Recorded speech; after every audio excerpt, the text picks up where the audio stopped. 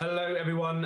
You join us in Suzuka just before the race start. Well done to Ben in the background there for getting the stream back up. Right, we've just about got enough time to see the grid. You can see it on the screens now. A couple pubbers have joined in. Barquin, Santana, 1-2. Stallman, though, is third. Bodenau's raced a few times before in fourth. Jeremy, fifth. Stees in sixth, currently second in the championship, a few points away from D. Stallman, so he'll be looking to try and catch up. Murray, first Sheila Garage car in seventh. Heath in eighth. Curran in ninth. Danny Price, 11th. I'm just going to pick out a couple of other names. Roland Stallman down in 16th. I wonder what happened there. Daniel Cedro's back. Billy Page, 22nd. Also a bit of a bad one for him. And Sharman rounds out the grid in 24th for what we can see at the moment. Right, let's get ready for some racing in Suzuka, Japan. Just in time, well done. Yeah, that was good effort, wasn't it? Yeah. From Ben in the background there. I'm crazy on the socials at the moment. So there's 29 cars on the grid. In fact, you just can't see them all. There's too many to fit on that one screen beforehand. Hopefully, I'll be able to see your chat for viewers watching as well. So do comment and say hello in a few moments' time. Let us know if you're back, who's with us, ready for race one of tonight. Drivers are coming around at the end of the formation period to start race one for this evening and round 5 of our GT3 Championship. Looks like I'm more or less back up and running in comms, which is great.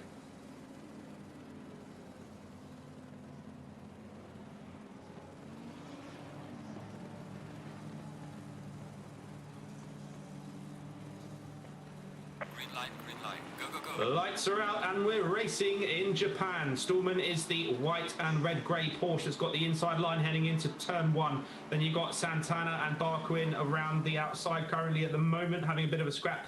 But looks like Barquin in the Audi's got a good jump there. D. Stallman has been overtaken potentially by Bodenauer, but I think manages to hold on to that as well. So grid order staying the same for the first couple of turns, and the rest of the pack looks fairly in control at the moment, which is good to see. Phil's here as well. Hello, Phil. Welcome along. You made it just in time. We made it just in time. We made it just in time tonight as well.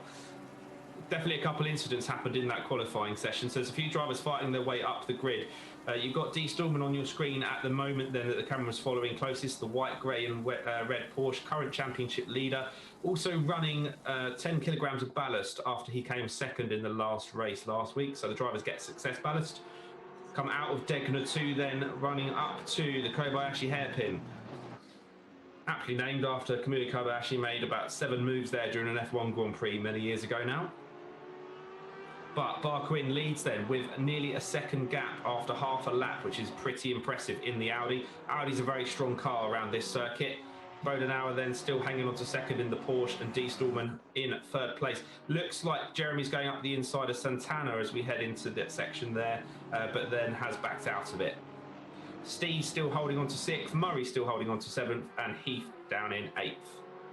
And those are the guys that are fighting for points. Points run down to 10th place. Then we approach the famous 130R, extremely fast left-hand corner. Great when you've got cars with a good bit of downforce like these GT3 cars. They can carry so much speed through it, and then come into the chicane to round off the lap, the Casio Triangle chicane.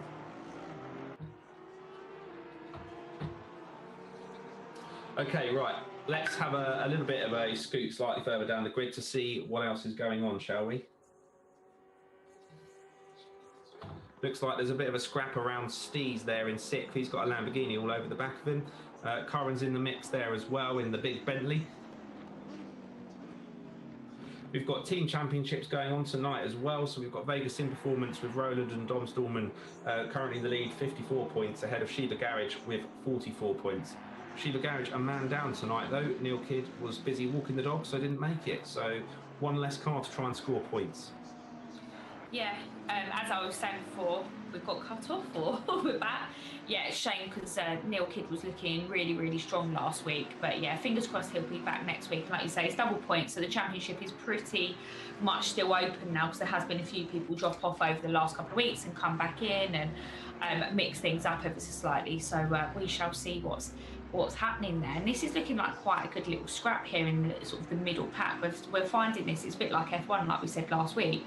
Mid pack has really sort of made a huge chunk forward over the last couple of weeks. Yeah, and the current leader of that pack then is Steve's, but he's a few tenths ahead of Murray. Murray is then closely followed by Heath, the McLaren. You see the sort of blue-black McLaren, and then the racing British green Bentley there of Curran, currently number 200, running in 9th place. Bergeron behind him. Looks like there was a bit of a swap there between that Audi and AMG just in the back of that pack. But yeah, like you say, we've got a bit of a train going, and it's got Heath in the middle of it.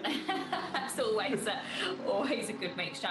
Really nice to see that we've got a Ferrari, McLaren, a Bentley, an Audi, and an AMG, and a Porsche up at the front as well. So nearly sort of every manufacturer that you can have in the mix there, keeping it together and sort of sticking with one another, which always makes for really good racing as well, because the cars have such different characteristics. Yeah, just seeing Paulina's made it back as well. Glad there's a couple of people watching. It's good to know there's a few people there. Anyone else there, say hello. I did start tonight with a dodgy joke. Maybe that was what cursed it. But yeah, I was going to encourage people to share their favourite jokes in the chat tonight, just to give us something else interesting to read out. But I don't know if we're going to need it, because these guys are already forming a nice little train, like we said. Wonder where John Kidd is. Yeah, I was going to say, let's have a little... maybe have a little look sort of slightly further down the pack. So we've got Danny Price in P15 at the moment. That's a little bit of out of position for him. Yeah, I have seen he's been playing some other games during the week. I mean, maybe I've missed him on testing. He has been on, but I think he might have been on a little bit less, and perhaps not as comfortable with this track. And Andy as well, so A. Klinkson in the Porsche. So it was them two. I think they were playing a flight sim game or something along those lines, and they've been on some shooting. What was it called? Vietnam or something. They're going to crucify me for not knowing that when they watch it back. But anyway, there. So I think they may have done a few less laps this week in preparation anyway, and that potentially isn't helping. Roland Stallman also currently out of the points, 13th as well, at the head of this little gaggle. So the sort of green, grey, and white Porsche that you see. Danny Price looks like he's going for a move. Who's that trying to follow him in there in the Aston? Is that in the Nogalski. I've got my glasses on and I can't even see today. That's not a good sign, is it? Yeah. Given whatever our internet quality issues are this evening, it's rather pixelated anyway, so I think we won't blame that one on your eyes. Yeah, we'll let you off with that. But at least we managed to get up, and everyone is able to watch half decent quality on the stream at least. So, yeah, all good. Well, let's go a bit further then. I want to see where Daniel Cedro is, our Czech Republic driver, and John Kidd. He should be somewhere in here. Jack Taylor racing this evening? No Jack Taylor and no Chrissy Palmer. So no InGear Motorsport cars have shown up for tonight's race, which is a bit of a shame. Dear, team boss isn't going to be very happy there. Yeah, I'll have to have a word. But no, I know Chrissy's not feeling particularly great, so that won't be happening. There's Daniel Cedro then, number 54, also in an Audi. Looking like he's having a good little battle currently on the back of Chomiz. We've got some really tricky names for us rather British people to try and pronounce tonight. Yeah, apologies if we offend anyone. It's not intentional. Yeah, and that's because we've got our regulars that are racing, and then we've also got some members of the public that join the server on the night to fill out the grid as well. So it's almost half and half on the busier nights. I think we're missing a few regulars tonight, but still a good sort of 10 strong regular drivers, and then another 15, 20 pubbers. Yeah, absolutely. So where's Liam gone? Where's Sharman? If we have a little look further down, where is he? Yeah, so 24th there. And you can say as well that Sharman, being fairly new compared to the rest of the guys, is kind of almost in his own battle with the likes of John Kidd, who's also very new. So currently Sharman is 24th, John Kidd a little bit further down in 26th. We do have to make a point here about John Kidd, and credit where credit's due. Didn't he finish in front of Neil Kidd last week? So maybe that's the real reason he's not come back.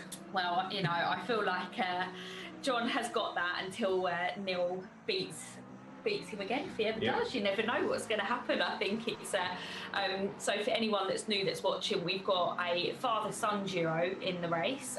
So Don Stallman and Roland Stallman, and so there are German drivers, and then we've got Neil Kidd and John Kidd, so Sheba Garage, and they're brothers. So it's starting to become a little bit of a family affair, and I mean, we're married, so yeah, it's a good point actually, isn't it? And then you've got a few guys that work together. We've got a girlfriend club as well in the chat some weeks. So. Yeah, no, it's great. It's great that we've got kind of regular names to kind of continue the story with each week. But yeah, I quite agree with you. Only as good as your last race. So currently, John Kidd is the better of the kids. Has something happened to him because he's in the pits? Yeah, I think something might have happened at the start and he didn't make it or something. I'm not sure. Maybe he's come in to get some damage repaired. It's hard to tell. Yeah. Because again, for anyone that's new that's watching, we see what you guys see. So unlike sort of real life motorsport as such, where you can have, we can see sort of 6 different camera angles all at once and keep an eye on the front, middle and back of the grid. We can only see what you see. So we keep a little eye, we see what's going on, and then we go from there. Oh. Just as we go through Snake, then the sort of big S section of Suzuka, Sharman had an entire Lexus all over the back of him there, looking to make a move. But both drivers gave each other a good amount of space there, actually. Sharman stuck to his guns there as well, because the Lexus was actually in front a little bit at one point there. But no, he's held his position, held his track position, and you know, he's kept that one. And again, Liam's getting better and better week after week, isn't he? Again, I would say probably one of the newest to this out of everyone. Yeah, he's definitely up there. In fact, we'll stick with this just a tiny bit longer as we head into Kobayashi hairpin, as I like to call it. Lexus was shaping him up, and he actually put the car, I think intentionally, on the right side of the grid there to make that hard for the Lexus, and he wasn't able to get through.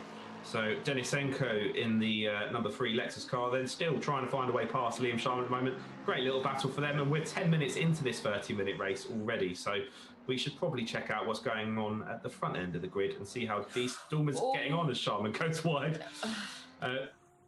Literally bad timing there. I think he looked like he was going to hold that though, so we'll go ahead and... He held it on the track, but did lose the place. Yeah. So succumbed to the pressure there in the end. And the way our camera system works, or I should say Race Director camera system works for Ben in the background, is he has to click through each car in order. So you will see it jump around a little bit sometimes. That's just the way it works in Assetto Corsa Competizione. This is all part of our InGear Motorsport GT3 Championship tonight. If you're watching this and fancy having a go and you race in Assetto Corsa Competizione on PC, feel free to come and join us. We've got a Discord. We race fairly regularly, at least once a week usually, with the live streams, and the guys are on other nights as well. So nice friendly community. Come and get involved if you're interested. So currently then, that's championship leader D. Stallman, currently in 3rd place, the red, white and grey Porsche. So they come into Degner 1 and then into Degner 2. Very hard corner not to run wide. In fact, you see a car just touching the gravel there. It looks like the race leader, Barquin, in the Audi, has just checked out. He is 5.9 seconds up the road currently. So it's very much a battle for 2nd. Bodenoa's not far off in 4th, neither is Jeremy in 5th. And then it's kind of another battle again with Stees, Murray, Heath, that next car back, or train back. So you might think sometimes it's quite easy for a driver once they get something like a 6-second gap like Barquin has right now. But Charlotte, I mean, you and I have both raced in the real world. What's it like when you're at the front of a pack trying to, you know, set consistent times? It's hard because I think it's that whole carrot and donkey approach almost, isn't it? Because you know that you've got someone all over the back of you. You've just got to get your head down and keep those laps consistently, you know, bang them in lap after lap, but not overcook the car. But you do want to increase that sort of gap that you make, or definitely maintain it. You definitely don't want to make it any smaller than what it needs to be. So it is really tricky to keep focused with that. So he'll have a hard job because, you know, we're only, a third of the way through this race, so he's still got 2/3, and it's not a small train that's behind him. If you actually look at that, the top sort of top 5 cars certainly are sort of all within a couple of seconds of him. So all it takes is for him to drop a wheel off too much, or, you know, go a little bit too wide, and that could really sort of mix things up. Yeah, so can't put a foot wrong even if you do have that little gap. And I always think it sometimes can be harder for a driver to kind of get the lead and keep putting the times in than it is when you're chasing, kind of like D. Stallman is right now. He's got a car in front of him. He's got something to aim for. He's got someone else to kind of almost gauge the braking off of, where he can push a bit harder and where he can't. So we're riding on board then about halfway around the lap, Degner 1 into Degner 2, a little bit wide there, puts him a bit wide on the exit, loses a little bit of traction. But it'll give you a good chance to actually see what it's like to ride on board around the lap here at Suzuka, because it is a fantastic track, very, very popular. The official name for Kobayashi hairpin is literally just hairpin. They didn't get very inventive with that one. So that's where we're at now, and then we begin the long run out of that up towards Spoon Curve.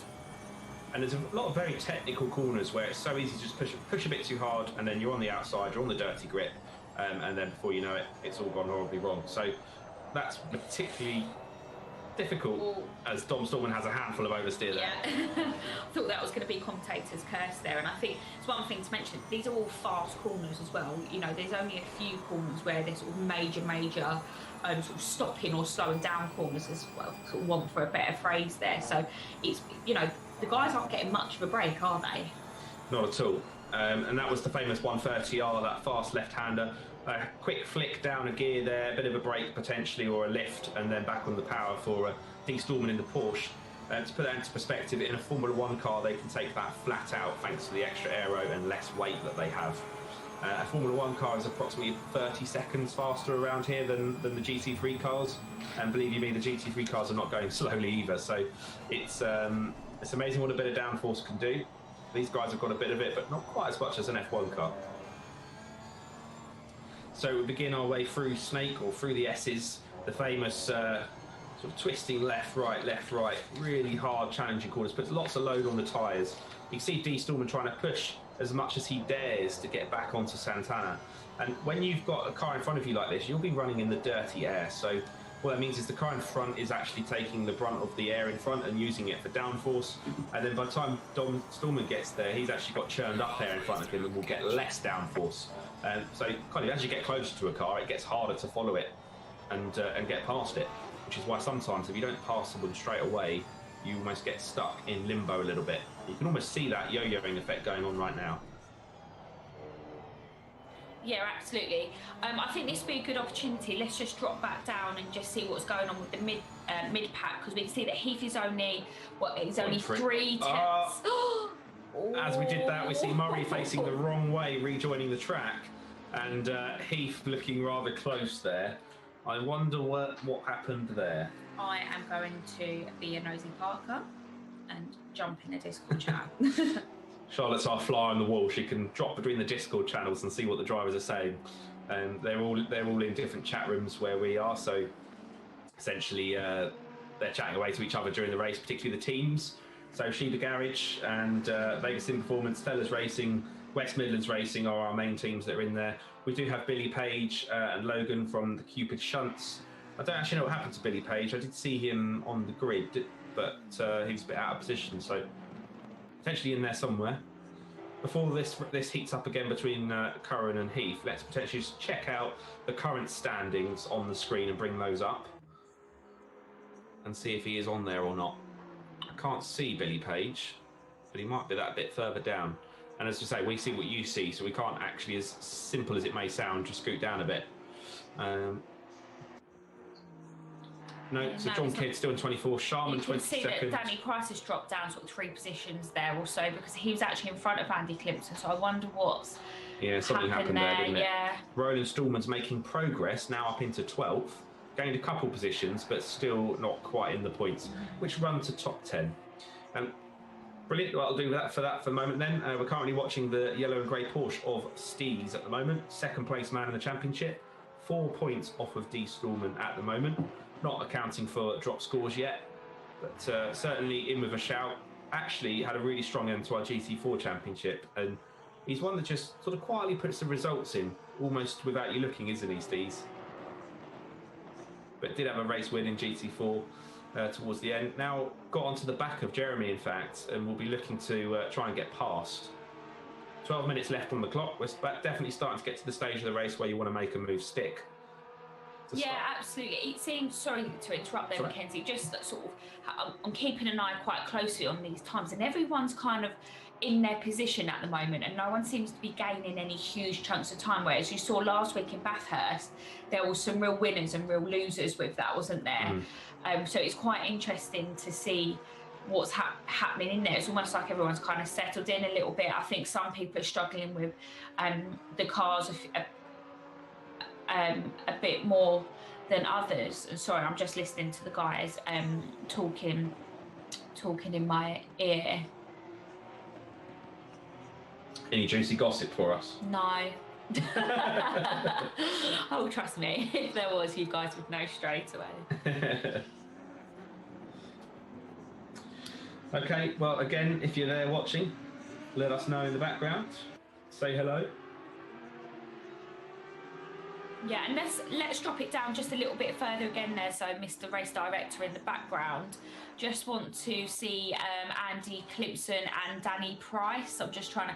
So, Danny Price is about 3-4 seconds off of Clipson at the moment. So, I do wonder what has happened. I don't know if Pauline has got any sort of intel there, because obviously she might be able to hear him swearing or not swearing or talking. I think Danny's quite chilled though. He's a man of few words Yeah, at the best of times, to be fair. isn't he? Yeah, so maybe not. Who knows?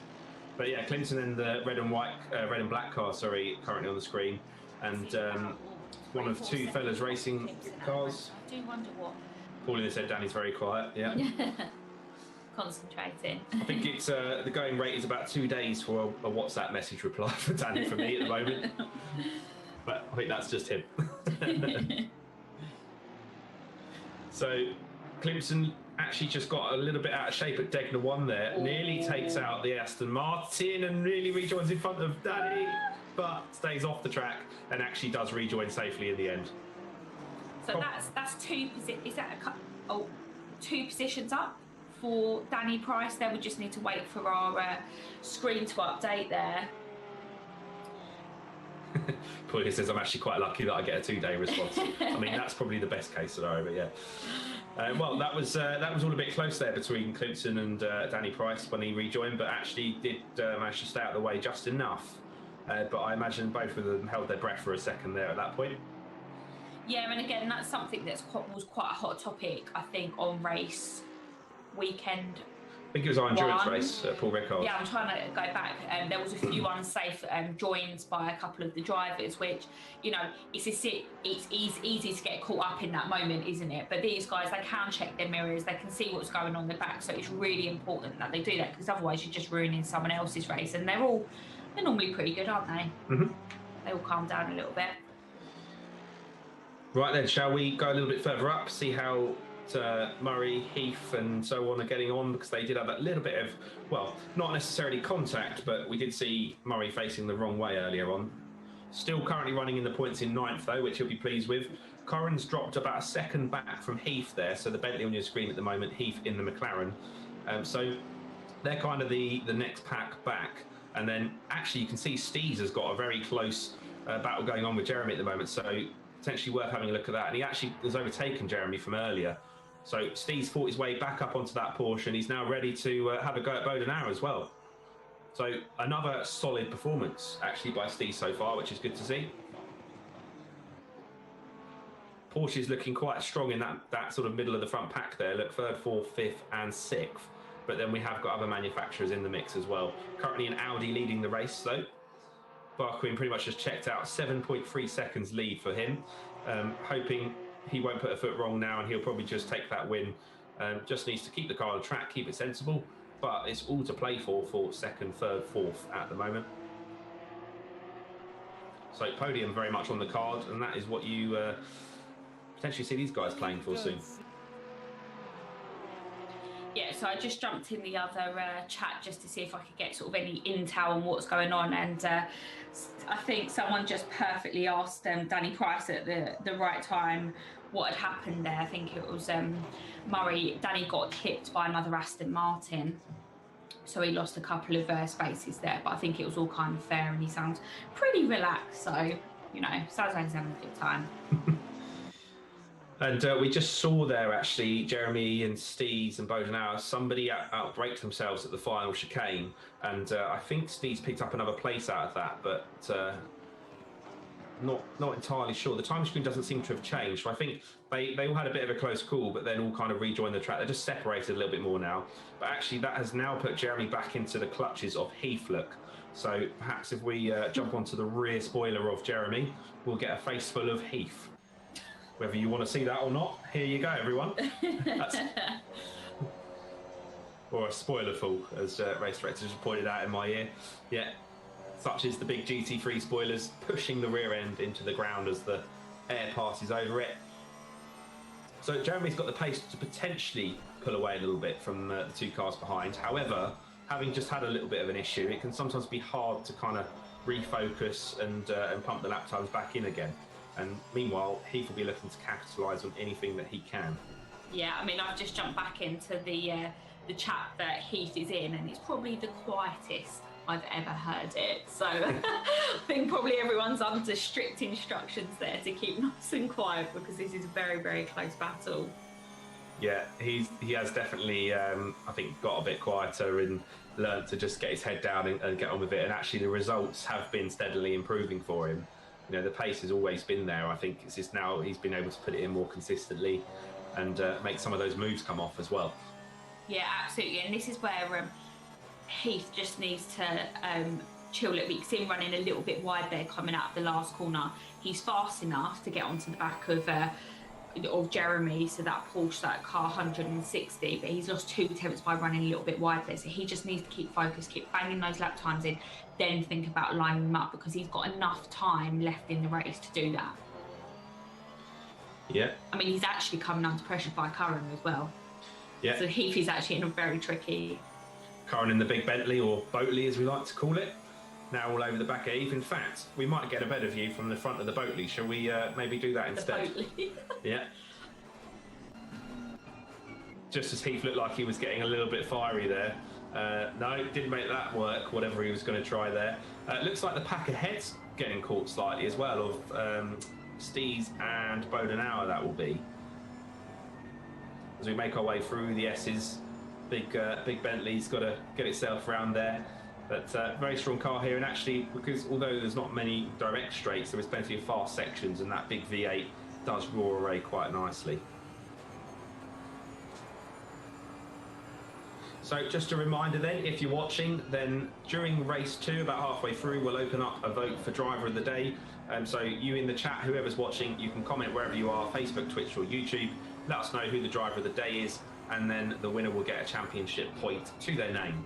It's actually given a couple of our newer drivers a chance to really jump up a little bit, having that point put to them, which has been quite cool. So it's definitely making a difference in the series at the moment for everyone. So yeah, do stick around for that in the middle of race 2, and come back and give us a vote if you do go away anywhere. Hopefully there'll be enough action here to keep you entertained for the rest of this 4 minutes that we have on the clock for race 1. It feels like there's something waiting to happen with a few of these guys, and it's just not quite there yet. Current has a bit of oversteer. It all feels a little bit eerily quiet. I mean, I don't know if that's coming out of the back of Bathurst last week, where it was just, we couldn't keep up with it. There was so much going on. This one feels a little bit more relaxed. Yeah, quite close on the track at times. We've had a couple shake-ups here and there, but yeah, nothing too crazy. Murray still then in 9th, 6 seconds back from this pack. Roland Stallman was in 11th and then is back in 11th. I think the timing screen was just having a bit of a moment to itself there. So Roland Stallman in 11th, that's the other Vegas in performance car. So currently as it stands, Heath looking to get some decent points, but who have we got in the... Well, we're missing a Shiba car that would normally be around the top 10 mark of Neil Kidd. So it's just Murray in the top 10 at the moment, I think, because Price is outside as well. So handing some points then to D. Stallman, who's currently in 2nd or 3rd. I believe he was in 3rd still last we saw. Yeah, and it's looking like Danny Price has had another drama, or whether that was what I caught into the chat of when I jumped into their Discord chat, because Liam Sharman is actually was following him, but he's now just gone into the pits. That's really such a shame for Danny Price. He keeps having this at the moment. So you say it was race ending, or he's gone into the pits for repairs, or not sure? Yeah, Phil saying, wow, quite Heath. Never would have thought anyone say that. Honestly, Phil, he has been very, very quiet.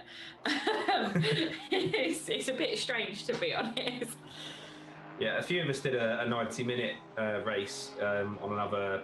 Can we go on to Heath very quickly, Mr. Director, then? Because I think he's maybe just had a little drama there. Yeah, he's just disappeared off the time board for a minute. There he is. I think that'll update in a moment when they all cross the splits. Yes. So he clipped the curb on the inside and just bottomed the car out, and it just like bounced off the curb and basically had an absolute mare. Right, man. Leader is on the final lap. Give it all you can. So I can't believe the leader's on the final lap already then. So Heath's still in the points in 8th position. The points go down to 10th, which is good. Yeah, and we've got Murray now, who's behind Heath, who's gaining on him quite quickly and has got, you know, a fair amount of waff behind him. So that's going to be an interesting battle to come into the last lap with. Yeah, so we've got a couple of battles just to keep an eye on because it could all change at the blink of an eye. We also need to make sure we catch the race leader crossing the line when it happens. D. Stallman looks like he's going to have to settle for P3 at the moment unless he can pull something out of the bag. Current championship leader. But of the people that are in the championship and registered on our Discord and actually scoring points tonight, he is the first place man to score points. So bit of an opportunity potentially for some others to have taken some points away, but looks like they're not going to make that happen. I love that shot as the cars bounce over the curb. Yeah, you know, that's why you have to remember it's a game and they've simulated that bounce and the suspension really, really well. Yeah, it's absolutely on point everywhere, isn't it, in terms of what this game has done and the level of accuracy with it. Yeah, looks like it's getting a little bit darker then. 6:30 p.m. game time at the moment. I'm curious if Danny P's got any rain in store for us for race 2. I've not heard anything yet. It does like a bit of rain, and to be honest, we like a bit of rain as well. Yeah, we Mixes do. it up ever so slightly. Given the fact it looks a bit gloomy at the moment, the server may well be set in a way that it will give us some rain, but who knows? We'll find out. We'll find out because after this one, we'll be doing it all again. So, race leader Barquin currently then rounding off the last lap of the race. Very faultless race by him so far. As far as we've seen, not put a foot wrong.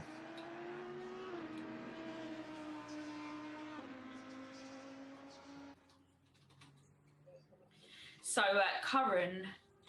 Oh. And Barquin takes the win for round 5 of our GT3 Championship. But actually, a very fast pubber that's joined in for tonight. Santana will be second. The first man scoring points then will be D. Stallman. So another solid result for him. Got the job done. Not a race victory like we've seen him do many times before, but very, very solid points. Steez takes 4th place then in the yellow Porsche on your screen, number 222. Next one then to score some solid points tonight. So 1st and 2nd in the championship, currently staying 1st and 2nd in the championship. I think they're just running off track at the end of the race there. Not really sure what that was about. Luckily, it doesn't really cause any major issues, but there you go. Bodenauer said sorry for that. So what the guys could usually do is just pull over and then hit return to garage and jump straight back if they don't want to do a whole in lap. One of the luxuries of sim racing. Don't have to do the in laps, just the out laps. Right, let's get a shot of the entire. Okay, everyone's having a great time crossing the line today. Oh.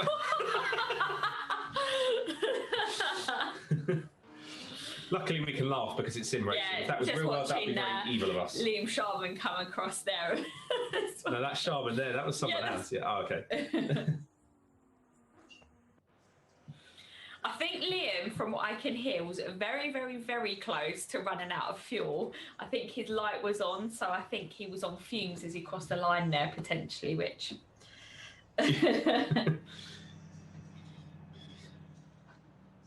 So let's just have a quick look at the overall standings before people jump out, if we can.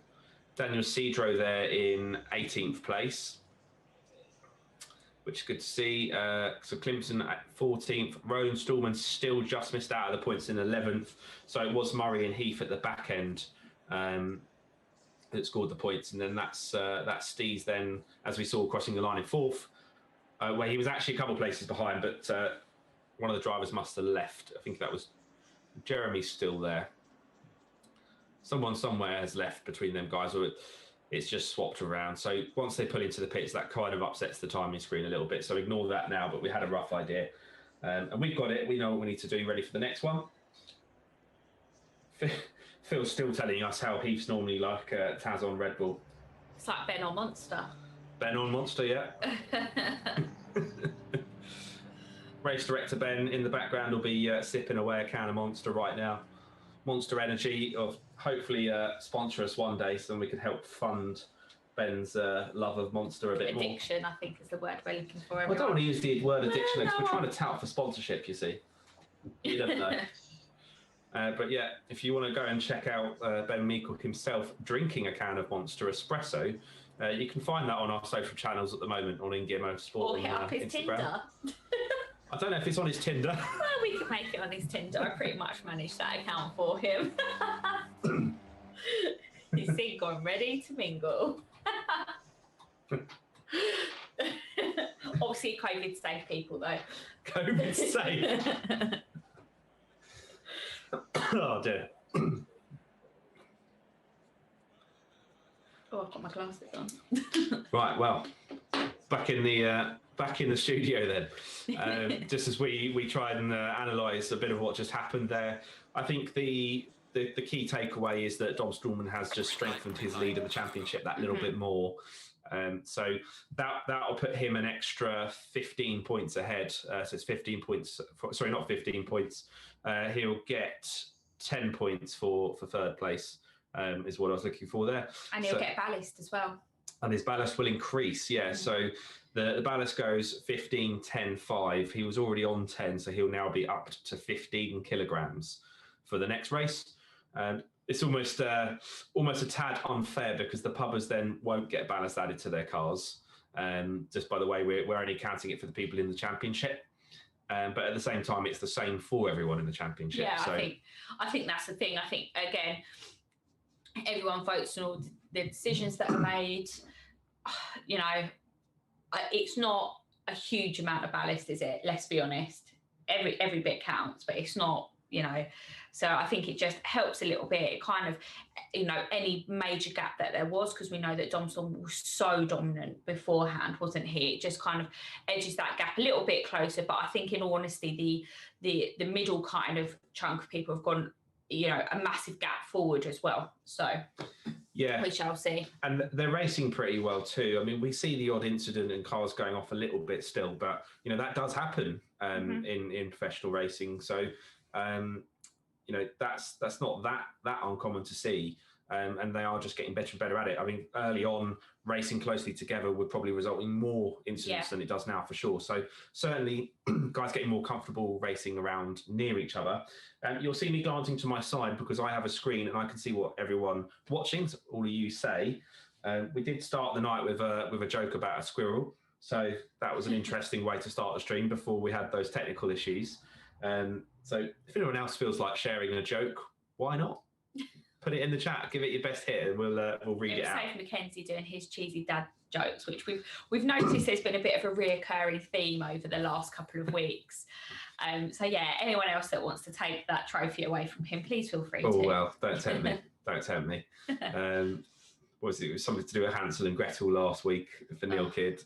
The fruit machine. Yeah, Just stop. But yeah. So I've got fingers crossed that it's going to rain in this next race. Yeah, I'm interested to see that as well. Actually, I am very interested. I feel like it was a good race. It was all a little bit quiet compared to last week, like we said. So I think a little bit of rain, or I mean, nighttime has been a bit of a thing. Tricky for us, but. Tricky. Well, it's tricky for everyone, but it brings up really, really good racing. And I think, again, it just helps improve driving skills with that as well. You know, racing skills, probably a better expression of it. You know, it's a completely different thing driving in the rain to the dry, different technique. You see that some people are definitely stronger at doing that than others. So, we'll see what Danny Price has got in store. What he's done with the server configuration for the rest of the night. How much he's turned his whisk up to shake things up over the next next race or so. The night race comment's a good point, actually, because in sim racing you don't have as much feel of what's going on. We have force feedback steering wheels. A couple of the guys even have brake pedals that give a little bit of feedback as well. So we'll talk about a load cell brake. But really, you haven't got that kind of what we would call bum on the seat feeling that you get from actually being in a race car, and you rely on that quite a lot in low visibility situations. Yeah, feel it through your bum. Yeah, I think is the correct. Literally, yeah.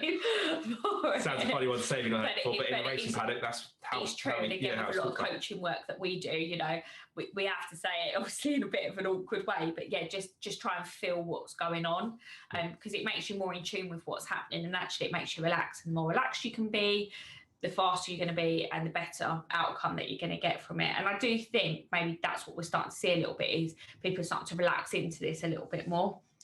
Yeah, and I know a couple of the guys, just chatting to them, Steve's, for example, when he was thinking about getting a new wheel and upgrading before, he actually decided to kind of wait and just put more and more laps in, and he found he was still getting faster just through himself doing more time and, like you say, relaxing and getting used to it more and more. It's not so much about the equipment that you're racing on. It can help, like it does in the real world, but ultimately for you to improve, it's just practice. And you've got to remember, actually, I have to remind myself sometimes in the real world, the drivers that you see that make it all the way to the top of, whether it's GT3 racing or Formula One or, you know, DTMs, whatever it might be, they've spent, you know, potentially 15 to 20, 25 years working their way up to that point. So when people jump on a sim racing game, it's been out for a few years. Yeah, it's nothing in the grand scheme of things, is it?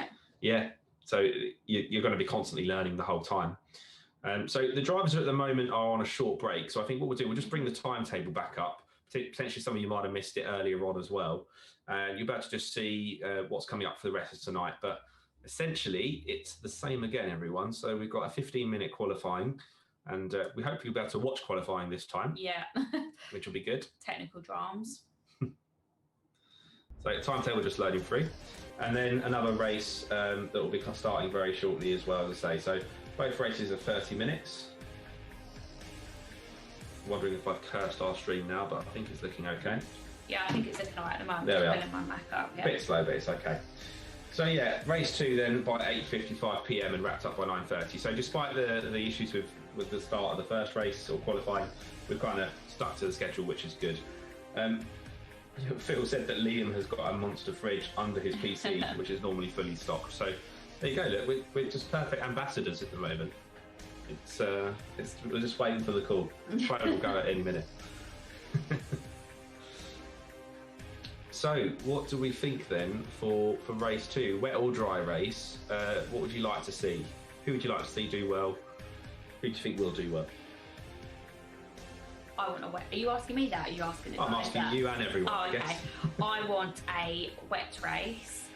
I think Curran will do well. I think Clemson was slightly out of position for where he normally is. I think Danny Price will move up, and I think also Roland will as well. So basically, I think there's going to be quite a massive bit of a shake-up with it. If we go into a night race, I think, again, that's when we'll start to see, so you can see who gets on with that slightly better than one another's. But again, it depends what members of the public we get join as well, because that obviously always mixes things up quite a bit as well. So fingers crossed. I think, again, there was a little bit of contact going on there from pubbers as such, which is my favourite word when we do this. So hopefully they don't cause too much carnage, because it is a shame. I think one of my pet peeves about this is that people can just drop out of the racing. So someone that might be technically finished last, they're probably not finished last, but it's because you know, a random person has just dropped out of the race, which for me is like, get on with it. You know, you wouldn't have that option in the real world. So no, sponsors wouldn't look too kindly on you just parking it up in the garage after a bit of an incident. You know, you've got to just constantly try, haven't you? Never give up. And we've seen it actually time and time again where drivers have a bit of a bad start and then fight their way back through to point scoring positions. You know, so yeah, always worth continuing to stick with it, I would say. Mm-hmm. Yeah, I don't think it's going to finish in the way that it has this time. I think Stallman might find a bit of extra waft from somewhere, even though he's going to be running that 15 kilos of ballast. But again, we know this as well, is once he gets out the front, he does have a really good habit on like lap 3 of just putting the hammer down and edging that gap more and more, you know, and very often he's crossing the line with like a 4 or 5 second lead. So fingers crossed. Just grinning because Pauline has read out another joke. Do you want to take this one? Oh God. What type of cheese do you use if you ever need to hide a horse? Oh, I get it. I had to do that. Mascarpone. Literally, I was like, what? That's good. I like that one. I think she needs to put her glasses back on there for a second. I did. I just had to bring my screen right up to my face. It's all right. We're not even on the gin and tonics tonight or anything like that either. Detoxing. Yeah. Had enough of those on our boat trip. Okay, well, as you can see, up next is qualifying. It is just gone 8:35. The drivers are just back in the pits at the end of free practice. So we'll give it another sort of 30-40 seconds, and then we'll jump into the game on full screen so you can see what's going to happen. We're about to actually talk you through the track a little bit more this time as well. So we'll make sure we get on board with somebody. But as I was saying, Suzuka's a pretty popular track actually among many drivers around the world. So in Japan, it's one of two figure-of-8 tracks that you see major races like the SRO series, like Formula One, actually be able to race on. So the only other one is Fiorano. So quite a popular one. Been around for a pretty long time on the F1 calendar as well. So pretty much, I don't know right from the start, but late 50s, been on the F1 series for quite a while. So very well established track, very popular track, and thanks to the fast flowing nature of many of the corners, a lot of the drivers quite enjoy it. So that is qualifying just started. So we'll make sure we're jumping in full screen so we can see the action as it happens now. A couple of drivers just making their way out onto track.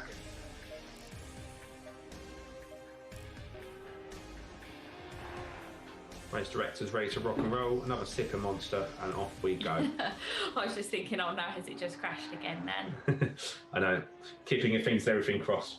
Now, don't forget, peeps, at the end of this race, we will be awarding a point for driver of the day. So once we get part way through the second race, we'll do that as we watch Daniel Cedro going rallying with his GT3 car there across the gravel. It's one way to warm your tyres up, or not. So one of the newer drivers in our series, we didn't get to see a lot of him in that one, but let's say from the Czech Republic, we've got the Stallmans from Germany. We've got, I'm losing count of how many Scotsmen now. He's off again there.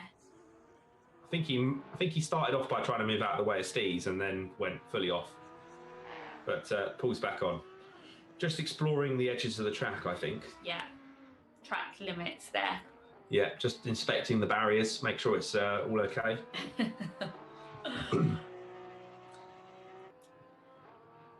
Let's ride on board with Stees then, shall we? So we can get a bit of a feel for where we're going. Top 5 finish for him in race 1, looking to capitalise on that even further in race 2 tonight. And Dom Stallman will now have 15 kilograms of ballast, which will help put him back into the clutches of some of the other drivers as well. I mean, 5 kilograms really doesn't make a great deal. Charlotte, what would you say, adding weight to a car? How much time are we talking? It's going to be a few temps, isn't it? If we're being completely honest with it. Again, there's so many different conversations to have with that because different regulations only let you put it in certain places. For me, I always had to put lead in my race cars because I was always so underweight. So as much as we could, like for me, fueling was never really a big issue because we would have to make the weight up somehow. So we'd just run with, a full tank of fuel depending on what circuit and things like that. But there was times where it was quite often that, okay, if we knew we was going to be burning through the fuel a little bit quicker, we'd have to then put the lead in the car as well because it's a driver car combined weight. So it depends. I think adding weight into a car depends where you're at as well, doesn't it? For someone like Dom, he's a very established driver on here. He will know it. He's probably going to feel a little bit of difference. I mean, you spent more time on this game and know the weights and stuff. But I don't think it's going to hurt him too much. It's definitely going to hurt him, but I don't think it's going to drop him back by like 5 places or anything like that because he's good at it. Let's be honest. He's a well put together driver. He puts the time in, he puts the effort in. He's consistent on his lap time, so he might be a tenth or two potentially down on someone, but then on the flip side of it, he's consistent like that. He doesn't fluctuate in his lap times where you see some of our drivers going banging a really, really fast lap time, then they run too wide and then they cost themselves. They would have gained maybe 3 tenths, but they've actually lost themselves an extra 7. So it's, bit bit of a long-winded answer there, but I think we've got to balance the scales in it. No, it's good. It's always good to get the insights. And actually, I hadn't even thought about where you put the weight makes a difference. But I would rather, in a game, I don't know where the game is putting the weight. No. It's probably just balanced out quite evenly, knowing thinking how it works. But in the real world, it's another thing to think of. So we're nearly 5 minutes into qualifying, or just over 4 minutes in, and no one's put a time in just yet. So if people invalidate their lap on their first go, they don't get another go. But it is best part of a 2 minute lap, or just over 2 minutes. So you don't actually get many shots at this to put a fast lap in. And by the time, if you go back to the pits, that's another out lap. So you lose 2 minutes to coming out of the pits again. So before you know it, you run out of time very, very quickly, even in a 15-minute qualifying. But far more importantly, Paulina's given me a great idea for another one. The mascarpone one was good, but... Strap in, everyone. What cheese do you use to coax a bear down from a tree? Camembert. Oh dear. Had that last night, it was good. Race director's laughing in my ear. That's what he's here for, just to laugh at my jokes. Because we paid him to. And Saigon swearing at me when I mentioned him drinking Monster too much. Cool, so you can see, I'm just going to interrupt so there's no more bad jokes for me here, to be honest. So we can see that Stallman's put a lap in, so a two minute one lap. Yeah. Couldn't get my words out there. Current note, looking fast, like I kind of predicted, only half a second off, and I don't think that'll be his final lap either, because one thing I have noticed in this game is, again, in the real world, you have your lap, you have your out lap, you have your lap. If you're lucky on that set of tyres, you'll get a second lap, and then that's pretty much it. Whereas we actually find with this, the guys aren't putting their laps in very early for qualifying. It'll be towards the latter stages that they actually, everything shakes up a little bit. Now, again, I haven't spent that much time on the game or playing the game, but I know in the real world, it's all about getting that lap in faster. Of course, there's things like track temperatures, etc., etc. But that's when a lot of time people sit in the pits and basically wait for the track to get a little bit warmer, let a few of the other cars go out, or if it's going to rain at some part during qualifying, you go and bang your lap in really fast when it's dry. So there's all those type of things in the real world to take into consideration, where these guys seem to be putting their laps in really, really late. So yeah, sometimes a banker lap helps, doesn't it, as we call it. Seem to have lost a few of the pubbers this time, but most of the main crew are still there. Be good to take a look at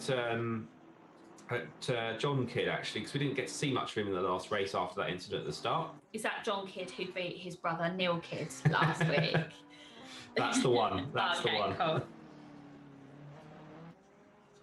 I feel safe to abuse Neil because we're a few hundred miles away from him at the moment.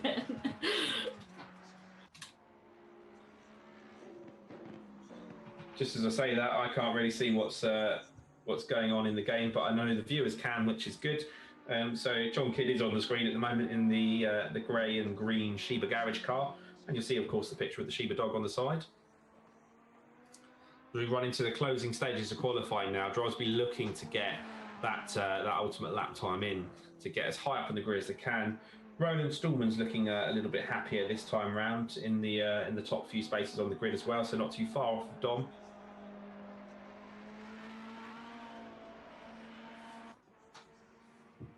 We're having all the technical dramas this evening, aren't we? Yeah, all coming at once, isn't it? It's because we're doing it on a Wednesday, not a Tuesday. It's hump day, isn't it? Even the internet knows it.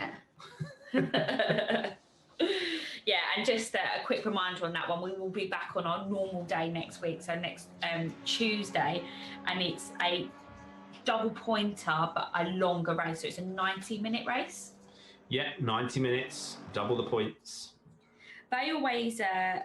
they throw up some interesting things, don't they? I think the last 90 minutes that we did was actually pretty full on. There was quite a lot happening throughout it. And again, hopefully we'll get Chrissy back. Hopefully we'll get Taylor back. But again, a 90-minute race takes almost another skill set, because these guys are having to think about tyre management. Do they need to do fuel stops?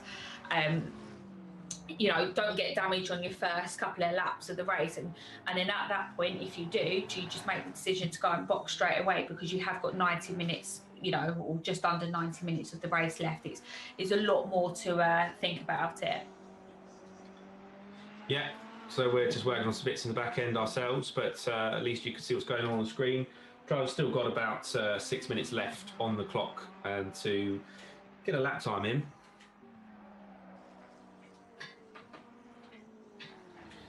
And also, start thinking from now onwards, who are you going to vote for driver of the day? There's a few people watching tonight that I know are there, so you've got to get your votes in soon. Yeah, so we've still got a couple of drivers out there that are yet to set a lap. So Danny Price hasn't set a lap yet. John Kidd hasn't. Cedro hasn't either as yet. So they've only got really, probably 2 laps left if we're doing sort of 2-minute laps. But as we say, that Danny Price just leaving the pit lane there a little bit. John Kidd. A little bit of, was that John? Mm-hmm. Oh, sorry. Similar colours though. Yeah, sorry. Got John Kidd leaving the pit lane now. I'll rewind that and start again on what I was saying. So he needs to think about getting a lap in quite quickly. Liam has just put a lap in as well, so currently running in P11. He's getting closer to the mix, isn't he, in his lap times when you look at them? With 13 cars on the grid where we've lost a few people, I think even the game server potentially sometimes doesn't show up for other people to join as easily, and I think that's what's happened there.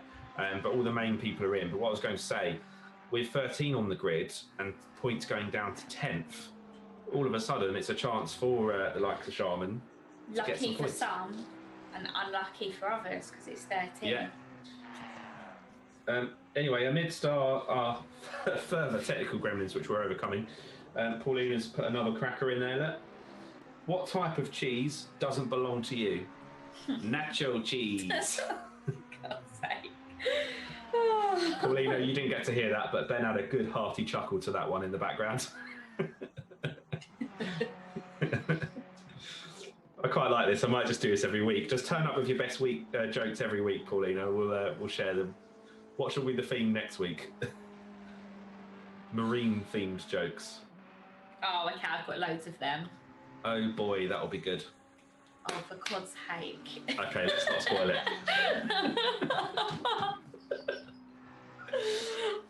Are we going delirious? I mean, we're potentially about to go into another lockdown and we're already delirious at the pre-start of it. I'd rather do salmon house, to be honest.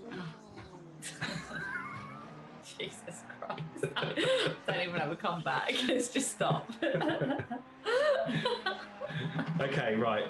As much as we love John Kidd, we've watched him probably for about 5 minutes now. So shall we see who's on pole? He needs to get a lap in still as He well. still needs to put a lap time in. Cool. There's the pole man. In fact, let's look at can we Stallman just go because they've back actually up? got a bit of a livery sorted out this week. So check out Dom Stallman again in the pits, please. We're going to inspect the livery. Yeah, Stallman actually managed to shave off nearly a tenth of his time there, so he's running just into the 2 minutes deads there, so 2 minute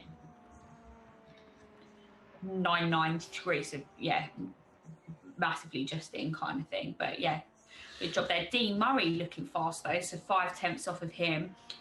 Roland's really struggling here tonight, whatever's going on. Down in 8th now that the other drivers have started to set times.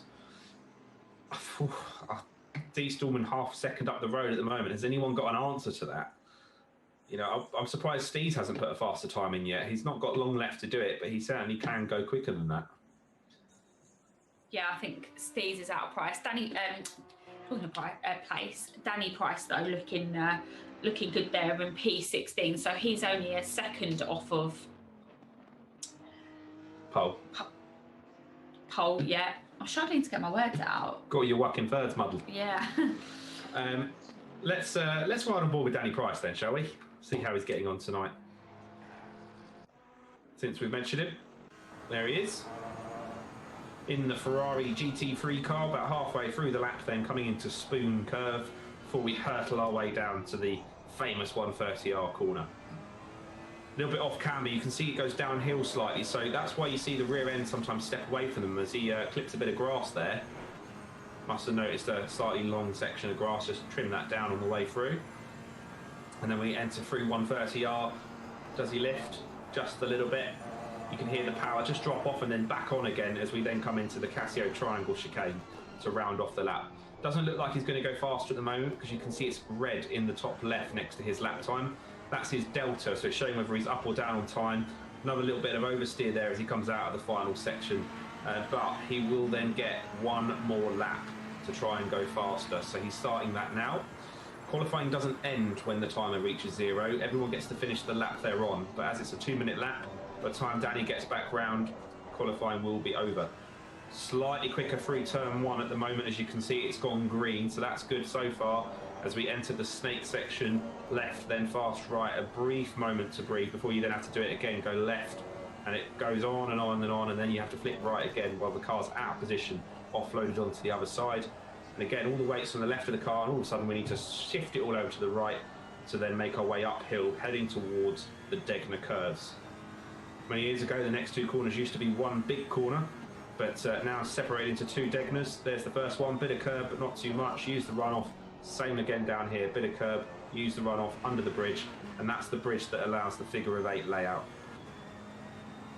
Coming then, fast right-hander into a tight hairpin, Kobayashi hairpin, halfway around the lap now. Little bit wide there, and you can see it just went red on the timer, so potentially a bit slower, and that'll hurt him now the whole way up to spoon curve through this fast, flat-out right. Does look a little bit dark on the clouds there, doesn't it? You may well see a bit of rain, who knows? Yeah, considering it's only technically 2:15 in the afternoon there, we shall see. So I think we'll see this lap out with Danny, and then it'll be onto the grid very shortly. So a couple corners left to go, and then there'll be another couple drivers just finishing off their laps as well. Before you know it, we'll be on our penultimate race of the GT3 Championship. I know. It's gone so fast. It does when you do it one a week. Maybe the guys will appreciate a bit more breathing space between races next time, but oh. And he says, no, that wasn't going to be faster, and into the pits. So, time for a quick Discord break, everyone.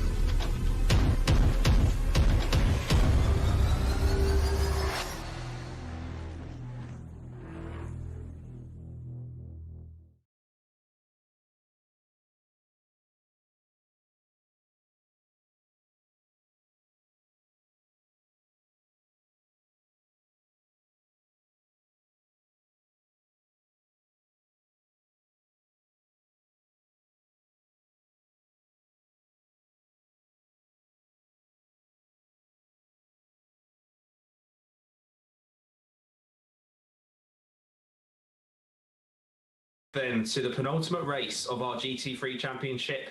It's the second series that we've ran for InGear Motorsport. Seem to have lost a lot of the pubbers for this one, so it's the regulars plus 1 or 2 other names in there. In fact, 1 other name. I actually am quite looking forward to this because Mackenzie just made a really good point here. This is a perfect opportunity to see John Kidd, Liam Sharman and Cedro potentially get some really good points. If someone makes a mistake, be continued, I think. That's it. It's going to be a good opportunity, like you say. In fact, someone else has just dropped out, and I don't know who that is because it's now 12, dropping like flies tonight with whatever was happening with the server. But either way, we've had fantastic races with 9 cars before, so I'm sure we'll have plenty to watch. Keep calm and carry on. Yeah, absolutely. So Dom Stallman on pole, Steez P2, Murray for Sheba Garage P3. So Vegas in performance pole. Fellas Racing second, Sheba Garage third, West Midlands Racing for Heath in fourth, Curran Racing on his own accord, no team in fifth, Danny Price then again for Sheba Garage sixth, Roland Stallman down in seventh, Clemson eighth, Kano ninth. Oh, Kano's taken a bit of time out of his rap career to join us tonight. Cedro in 10th, Sharman 11th, and Kidd in 12th. We actually had Kano come down to MB World once for a driving experience. You take him out? Yeah. I actually took his uncle out, but I didn't speak to him. Oh, very good. Much claim to fame. There you are. They are, yeah. So, drivers will begin their formation period. They actually get a few corners to think about it here, and you'll see the drivers jostling around because somebody left there fairly late, and that means there was a grid slot available, and everyone has to move up and cross paths, essentially, to get into the right space. Well, a 12-car shootout in Suzuka. I'm looking forward to this. This is going to be like a proper sprint race. They all just need to absolutely send it. Yeah, I feel like that's what they need to do. Like, and like we said, for the guys that are newer to this and still just kind of finding that bit of time, any incidents that do happen further afield, that's going to put them into points. So all to play for. And don't forget to keep watching, everyone, and give us the driver of the day vote. Give it about 10 minutes and we'll start taking votes for that. Lights will go green soon. It's a bit of a long run up the grid before they hit the start-finish line. Lights will go green. Looks like Clemson's hanging back in the red and black Porsche there. That'll be probably for that missing grid slot. But currently, D. Stillman on pole on the inside, the right-hand side of your screen right now. Steve's alongside him, fighting for the championship. Lights are out and we're off for 12-car shootout in Suzuka. Stallman gets a fairly good run. Steve's has actually got the legs, but Stallman's got the inside line going into turn one. I think they'll give each other a place. Heath looking like he's nearly going to chop Murray's nose off there. Murray says no in the yellowy gold coloured Ferrari and hangs on to third place. Heath then renegated to fourth, or hanging on to fourth for now. Curran in the Bentley on the back of him. So we've got Porsche, Ferrari, McLaren, Bentley all in that top little gaggle at the moment. D. Stallman looks like he's got off to a bit of a good start so far. Steves will be really desperately trying not to let him do what he does all so well and get away. But very strong start from him so far. Heath looking very much like he's ready to get past Murray though early on in this race. Will he try and make a move? We'll see. The hairpin coming up in a couple of corners time is probably the best play, as Steves is all over the back of Stallman as well. One wrong move from anyone here and they're out of the pack. Further back there you can see Roland Stallman is hanging in there holding off Clemson, and then Kano is there in the Aston Martin as well. As Heath goes up the inside and there's contact there. I just cut out slightly for us on our screen, but it did look like he went into the inside of Murray. Took himself out of the race there more than he did Murray, but Murray may potentially have damage to contend with now.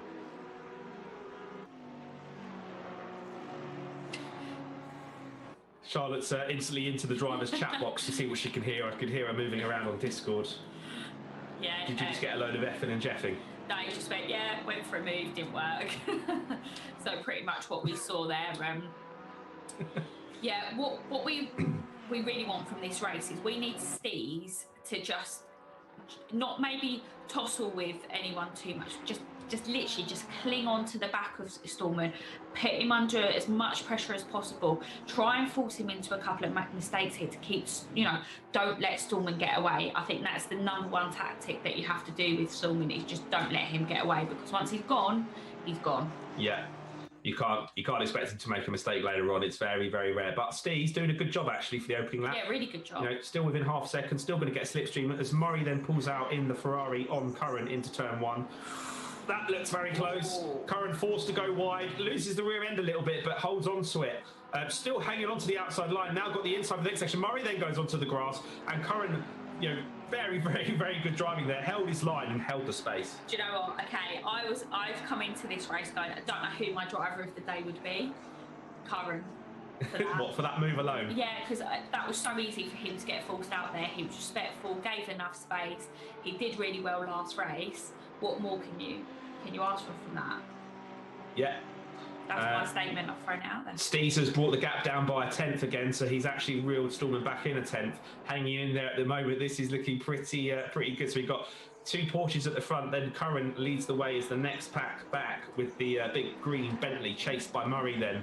Murray's definitely looking quite fast still, despite that earlier incident with Heath. So I think he didn't take too much damage, if any, which is good. He may have even just backed out of the corner to let Heath go up the inside and not get hit at all. Doesn't look like there's any big damage, which is good. Then on the back of them is Roland Stallman. He didn't get any points in the first race, so far looking good for Vegas Sim Performance then. A good solid points haul for them if it stays as is. Both of them in the top 5. Murray though, you've got to remember, I know he's done quite a bit on in the real world, been to many track days, driven a number of different high performance cars, but was very new to this. Pardon? I didn't know that. Yeah. But was very new to this compared to some of the other Sheba Garage drivers, and has now progressed up, and is kind of the front end of the Sheba pack at the moment, which is good to see. Yeah. Now, if I was Murray, I'd just be hanging all over to the back of Curran, because Curran is now going to be pushing his car very, very hard, and we know that that Bentley is big. It's quite hard on tyres as well. So just keep pushing him along, try and edge up closer to Steves and Stallman, get that gap brought down, and then start making some attacking moves. Yeah, Daniel Cedro in the points then with his Audi down in 8th place, just behind Kano Clinton having a much better race in 6th. That'll be some good points for him as well. Yeah, great points up for grabs, like we said. Where is John Kidd and Sharman, if we dare take our eye off the front just for a moment? John Kidd in 10th place then, so battling for points then. Danny Price behind him at the moment, and Heath after that incident 4 tenths behind them. So they're about to have an almighty battle of their own, I would imagine. Yeah, absolutely. And that, again, that could potentially be very good for John Kidd if he just keeps his head down with that. Let Danny Price and Heath just kind of scrap around together, which, you know, they're both very good drivers. You know, Danny Price is not going to let him go past without a proper fight. Yeah. You know, John Kidd just put the hammer down, and hopefully, fingers and toes crossed, he will end up finishing in the points. Danny Price looking a bit squirmy there, going through Degner 1. You can see then coming out Degner 2 as well, the back spiraling. So that was John Kidd at the front of the screen, just went through 3 seconds ahead of Danny Price. So they're bringing him in at about half a second, if not a little bit more per lap, judging by the last lap. But like Charlotte said, Heath is all over the back of Danny Price. So if they don't work together, they could potentially miss out on the opportunity to get up into that point scoring position. Currently 11th and 12th. Sharman, 9th place at the moment, on the cards to get 4 championship points, which is great stuff for him. Yeah, I'm excited for him. I hope he does really well. He's puts in the effort, hasn't got a new steering wheel now as well, so it'll make it. I think he has, yeah. So he'll be pleased that his purchase has paid off. There, yeah. Absolutely. So let's just take a little look at the front of the grid there, because that was a battle that was, you know, going to start heating up quite a bit. So we've got Murray, who's now 6 tenths off of Curran. Steve's still 2 tenths back. Good man. And in fact, Curran's bringing them both in a little bit, I think. Yeah. Now this is where the ballast actually started to hurt Stallman, because by this point Stallman would normally be, he'd be on his way, wouldn't he? Very good point. 15 kilos extra on that leading. It's hurting him, isn't it? You can see it's hurting him. So Steve just needs to stay really consistent. Now, what we do see very rarely, but it does happen, but when Stallman gets under a big amount of pressure like this for a consistent amount of time, he does sometimes make a mistake, which again, it's easy done because as we mentioned in race 1, it is hard to be out there in the front knowing that you've got someone all in the back of your mirrors, and Steve knows what he's doing. He'll be trying to distract him a little bit. He'll make sure that he's positioned his car in those mirrors the whole time. Is it going to hurt? Is it going to hurt Stallman? Oh, as Murray goes very wide in the background there in the golden coloured Ferrari, the Shiba Garage car. But yeah, and I'm with you, although it's still mighty impressive stuff by Steez. He's come such a long way as a driver in the consistency as well to hang on the back like this. This is really good stuff. Stallman looks a little bit stronger around this part of the track, but certainly the last sector and into sector 1, Steez seems to bring it back down again. Yeah, Murray's taken a 10th out of Curran then, so he's only 6 tenths off now, so... Yeah, I mentioned Sharman. Also should mention that Daniel Cedro in 8th is, well, I did kind of mention it, but that is also going to be his first championship points, if I don't commentate a curse him by saying that. Yeah, we need to be quiet about that one, because I don't want the commentator to curse them. So Stallman at the moment, so our Stallman, father-son duo, so currently in position number 5 there. He's just taken a couple of attempts out of the gap between him and Murray. Is that going to start to hurt Murray now, the battle that he's got ahead with Curran? So I think if Stallman just, again, keeps his head down, kind of watch this unfold, he's going to edge ever closer. And I think we're going to get a Curran, Murray and a Stallman, or our Stallman, battle on our hands in sort of the later stages of this race. How fast can you say that? Curran, Murray, Stallman? About that fast. Curran, Murray, Stallman.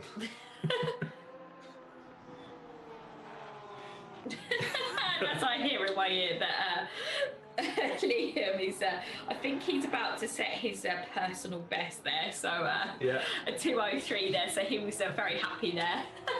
Reaching for the Monster Energy fridge probably to give himself a little boost. Got the IV drink. The unofficial sponsor of InGear Motorsport.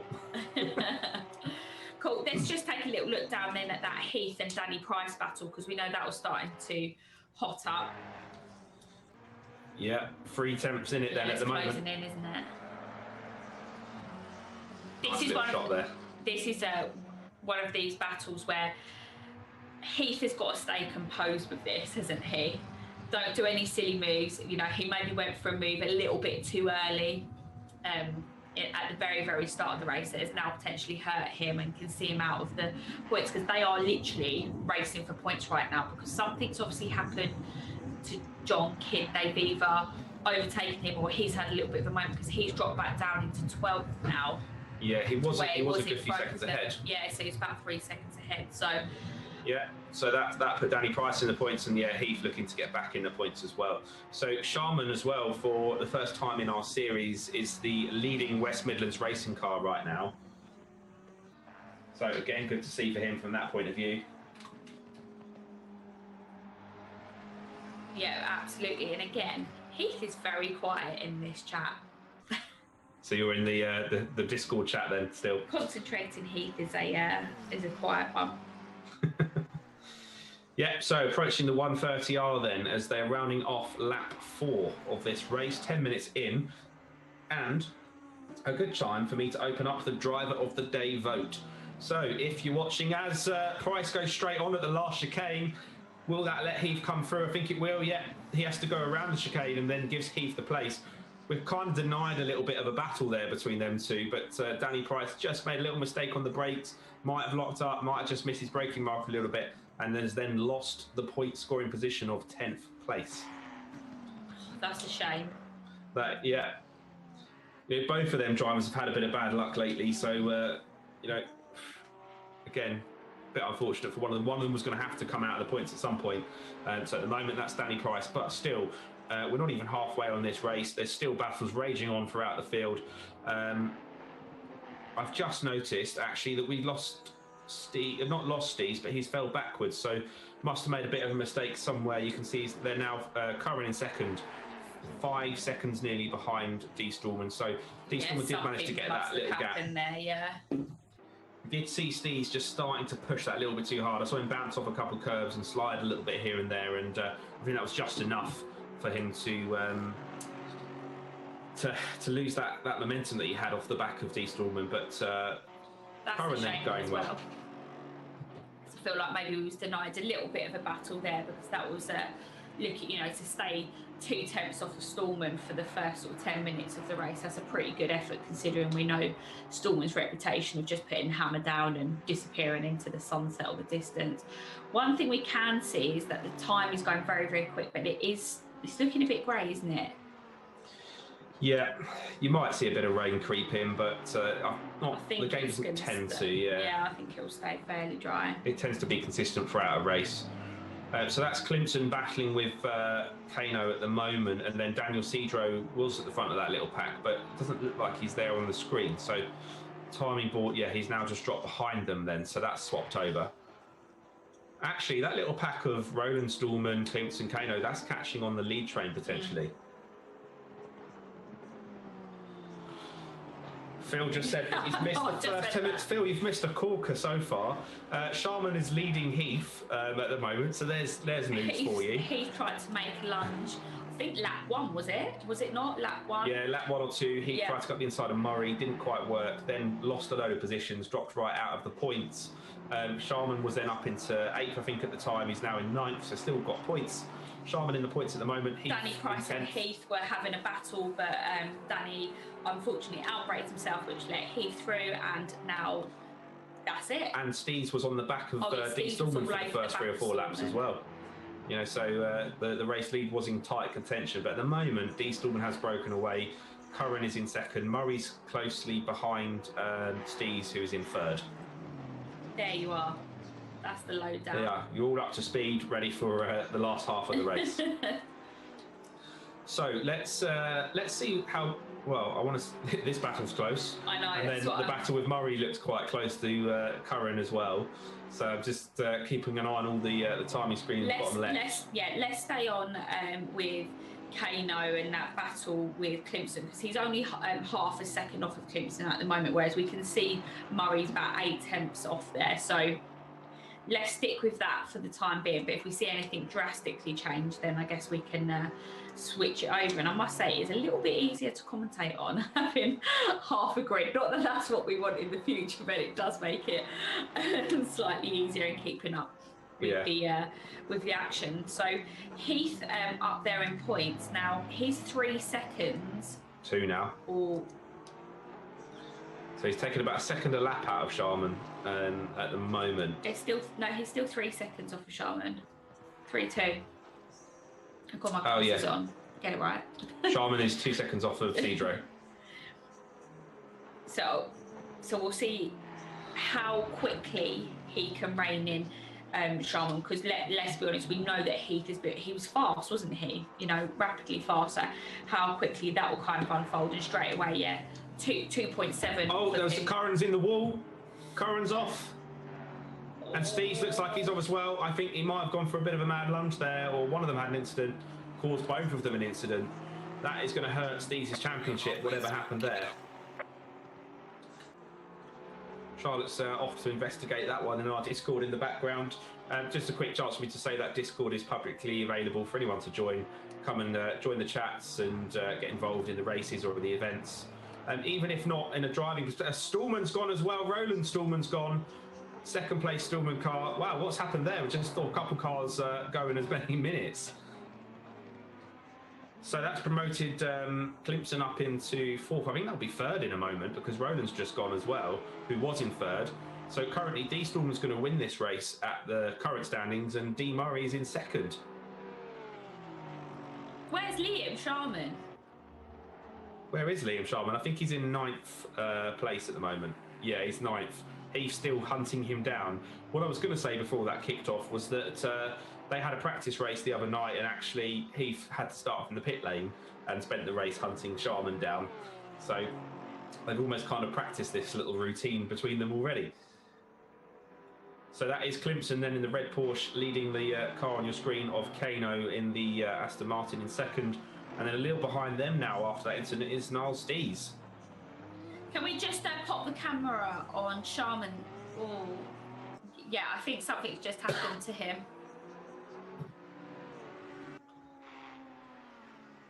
Oh, he's in 11th now. Oh, I'm gutted for him if that's how that stays, because that was going to be his first point scoring position. But that has... It's not over yet, though. I mean, considering what's just happened in the last couple of minutes, I think anything can happen now. So let's quickly whiz back up to the... Daniel Cedro up into 7th. To the points end. No, 9th. It just updated as they crossed the line. Look at that. Heath then back into 8th place on the back of Curran and Roland Stallman.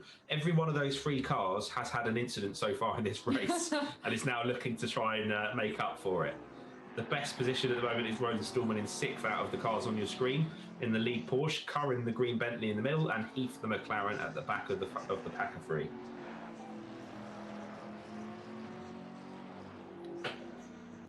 Oh, little dab on the brakes mid-corner there by Curran in that big Bentley. So is he maybe going to start to struggle with tyres? 10 minutes to go, because he's been pushing hard. You know, he's not had an easy race, has he? Let's be honest. Looks like he's having a look though, and the hairpin's coming up in a couple of corners' time. And then in the background there is Daniel Cedro and Danny Price. Yeah, Curran goes to the inside but doesn't make it work. I saw a couple black marks on the tarmac there that I think might have been little lock-up lines. And that now gives Heath the run. These two actually paired up as teammates for another 90-minute endurance race we did last week. And now battling it out. Oh my goodness, that was close as Heath tucked back in there. Literally must have been a sheet of paper between those 2 bumpers as they went into Spoon Curve. I did tell you, didn't I, that a smaller grid can still be pretty dramatic racing. There's actually more action happening in this race than there was race 1, so I'm not complaining at all. I think where the guys know as well that there's an opportunity to finish higher up. Yeah, it's going to push easier. them on, isn't They're going to push harder, and equally, you're going to feel like, yeah, let's take that risk or try and get that move done. Try and make the most of it. That has given Roland Stallman then a little bit of an opportunity to just break away by about a second on Curran and Heath. So they kind of have the choice now between, do they continue to battle or do they try and get back onto Roland? You see Danny Price in the background there, the grey Ferrari, the Shiba garage car. Looks quite menacing in the back there, doesn't it? Yeah, just saw Heath weaving around there. Yeah. I mean, bear in mind these two are in the same Discord chat, so if you hear me randomly giggling or something like that, then you guys know why. So why would somebody do? I mean, there's many reasons, but you do see cars weave out. Yeah. Like Heath did just then. Why would that? Like, why would that happen? Tell us that. It's just a massive. I'm here just to let you know I'm coming at some point, isn't it? It's just getting in someone's head. It's all about that. You know, it was something that I learned very, very early on in karting. That even on a formation lap, you literally get in to the side or to the front. I think it's a very European karting thing. So I think in WSK and the championships you was in, you were probably allowed to get away with it a little bit more than Super One and the British champs. Yeah. But yeah, you literally just go up to the next person and then you drop back, and it's just to put your nose there to go, just to let you know, turn one, I'm coming for you. It's all about mental games. What's one of the European kart races I did actually, most of them, to be fair, the out lap, the formation lap pretty much was the race. Yeah, it just started at the pit lane. I had a driver coach that race in Europe, and he was like, just do that. I was like, you're not going to get away with it over here. You don't start jumping through places. Start of the race. Yeah, you could get away with absolute murder sometimes. I remember somebody actually got rolled their car upside down on the outlap. That's how hard everyone was racing each other. You know, so pretty brutal actually. But anyway, back to the action that we see on the screens at the moment. These three all nice and tight. Kano is close to P3 at the moment. If we could just jump a couple cars up just to see that, I think I don't want to miss anything. I'm like nervous to get us to jump around, but that is Kano on the back of Clemson then, so actually probably is worth a look. Flashing his lights as he goes to the outside of turn one. Clemson goes tight, might give him the cutback, but I don't think it will. Steez is then going to be hunting them back down for a podium position. Yeah, see, I'm not a fan of the whole flashing lights thing, because I think, do you really think that's going to make someone pull over and let them overtake you? We're not on the M25 here. I get it. I do. That's how I feel about it. I get it if it's a slower car, i.e. you're lapping someone to say, you know, get out of the way, basically. I get that, but I don't think, you know, Kano's concentrating, for me, more at that point on flashing his lights, getting these mirrors. Don't flash your lights. Position your car and, you know, knock him off that way. Not literally, but, you know, rather than flashing lights. I don't know how you feel about that, but that's just my mental thing. Is I'm not going to move over just because you're flashing your lights at me, mate. It's true. It's not like we're on the M25. It's true though. I love it. That's one of yours now. Okay. So, and even on the M25, they don't move. No. The going thing to do in Italy is put your outside indicator on if you're ever driving out there, isn't it? So we're riding on board then with Andy Clemson at the moment, number 20. D. Murray then currently ahead of him, but it's Kano that you can see in the Aston Martin behind, and Steve's behind them. Murray's actually gained a little bit of time on Stallman there. Nothing to like change the race dramatically, but he is reeling in realistically with 7 minutes to go, and the rate that he's reeling in isn't enough. But if Stallman was to make a mistake and he does keep reeling in bit by bit, it could be enough for him to, you know, utilise that and potentially take a win out of it. Yeah. And the car we're on board with then is a Fellas Racing car, and then you've got Steve's two behind, also in a Fellas Racing car. So Kano's between a Fellas Racing sandwich right now as we go into turn one of this lap. Very late on the brakes there on the Aston Martin, actually. I thought he was going to potentially come into the back of the car we're riding on board with. And I'm just keeping an eye as well that, Roland Stallman, okay, so 11 seconds behind this pack, then Curran 3 tenths behind Roland, and then behind Curran, Heath is only 6 tenths. Everyone's all very close to everyone, aren't they? Couple close battles. While this is going on, I really want to have a quick look on the menu, on the screen, just to see who's where. Daniel Cedro's down 11th, Sharman in 10th, so Sharman is back in the points. Daniel Cedro's now out of the points, as we saw Kano go wide out of Degner 1 in the background there, and gave him that place. So he'll be looking to come back on that. Let's see what's going on then with Curran and Stallman and Heath. that battle potentially still unfinished there between those three, but there's another battle that's even closer, I think, back here. Just as I said that, I thought Curran was about to pull out and try and put a move on. I feel like Heath has been very well behaved. I was expecting something a little bit crazy by now and putting the lunge in. Phil, we've got here, is hoping to join the racing early next year, so that's something to look forward to. At least that's something that we can book in our diary, seeing as we can't do anything else at the moment. Yeah. And again, you know, it's probably good timing. We know that everything's a little bit crazy at the moment, and this is where it really started to take traction, wasn't it, during the lockdown situation? It gives people things to focus on, talk to other people, and you know, it's a really nice community that you guys have all created, and a friendly one as well, isn't it? Yeah, growing steadily, and I think definitely sort of the quality, not quantity vibe at the moment. Everyone that's in it is chatting and friendly and really nice. So yeah, like you say, nice community. As Heath still looking to find a way past Curran, as Curran's now dropped back off of Roland Stallman a little bit with 5 minutes to go. So only 2 or 3 laps, depending on how it falls for Dom Stallman out in the lead at the moment.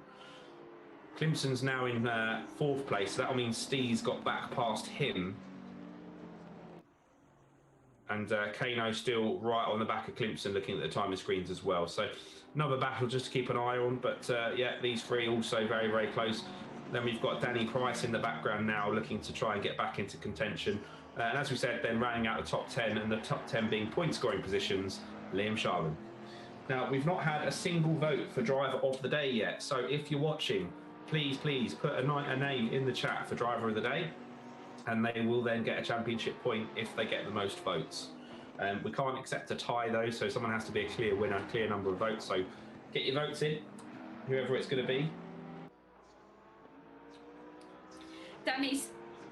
Danny's starting to reel in Heath there quite dramatically, and yeah, Heath has just gone basically, fucking hell, where's he come from? So yeah, Danny has literally just latched onto the back of Heath, and that's maybe a little bit of unfinished business, wasn't it? Because we know that Danny Price was in front of Heath in the earlier stages of the race, after Heath had that little mishap, sort of on lap 1, lap 2.